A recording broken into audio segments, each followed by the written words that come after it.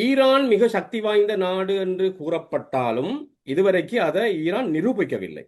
ஏனென்றால் உங்களுக்கு தெரியும், காசிம் சுலைமானி ஈராக்கில் வைத்து அமெரிக்க ட்ரோன் தாக்குதலில் கொல்லப்பட்டார். அதற்கு ஒரு சிறிய குறியீட்டு அளவு தாக்குதலை தான் ஈரான் செய்தது.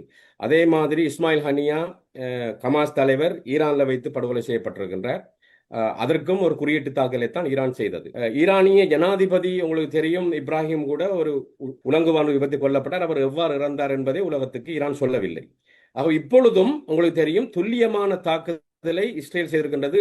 முதலாவது தாக்குதலில் இஸ்லாமிய புரட்சிகர காவல்படையின் தளபதியை தூக்கியது, அவருடன் சேர்ந்த ஏனைய தளபதிகள், அதோட அணு விஞ்ஞானிகளை முதலாவது தாக்குதலிலே இஸ்ரேல் கொலை செய்திருப்பது என்பது இஸ்ரேலுடைய நிச்சயமா புலனாய்வு தன்மையை, வல்லமையை காட்டுகின்றது. இதே மாதிரி தாக்குதலை நடத்தி இஸ்ரேலில் உள்ள அணு ஆயுத விஞ்ஞானிகளையோ தளபதிகளையோ ஈரான் இதுவரைக்கும் கொல்லவில்லை. ஆகவே ஈரானுடைய வல்லமையை ஈரான் இதுவரைக்கு இஸ்ரேலுக்கு நிகராக காட்டவில்லை.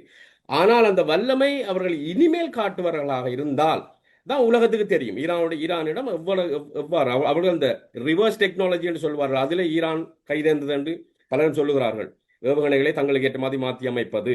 ஆனால் அந்த இப்ராஹிம் கொல்லப்பட்ட போது அந்த ஹெலிகாப்டர் 50 ஆண்டுகளுக்கு முன்னர் உற்பத்தி செய்யப்பட்ட ஹெலிகாப்டர் என்பது ஈரானுடைய அந்த தொழில்நுட்ப ஆற்றலை உண்மையிலேயே உலக மக்கள் மத்தியில் குறைத்தது உண்மைதான். ஆனால் ஈரானிடம் இருக்கிற உண்மையான ஆற்றல் என்ன என்பதை இந்த கட்டத்தில் உலகம் பார்க்க போகின்றது. ஈரான் அதை வெளிப்படுத்த போகின்றதா, இஸ்ரேலுக்கு மாபெரும் இழப்பை ஏற்படுத்த போகின்றதா என்பதை நாங்கள் பொறுத்து பார்க்கணும். ஈரானை நிச்சயமாக குறைத்து மதிப்பிட இயலாது. ஆனால் வரும் நாட்கள் அதுக்கு பதிலை சொல்ல போகின்றன.